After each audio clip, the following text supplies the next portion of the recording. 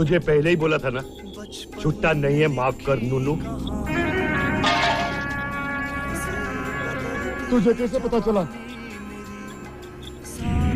रुद्र, आजकल भिखारी यहाँ बहुत ज्यादा हो गए। कब से मैं देख रहा हूँ कि एक भिखारी बैठने में हरकत कर रहा है, तब मुझे याद आया तुझे पायल देना नूनू। मैंने तुझे बोला था ना नूनू, एक दिन मैं तुझे सड़क पे ले आऊंगा। सड़क पे तो हूँ, लेकिन इसी सड़क के नीचे अंदर दबा दूंगा तुझे, क्योंकि चट्टान से टकरा है तू, चट्टान से। अगर तू चट्टान है तो मैं हनुमान हूँ, और हनुमान चट्टान को अपने हाथों पे उठा लेता है।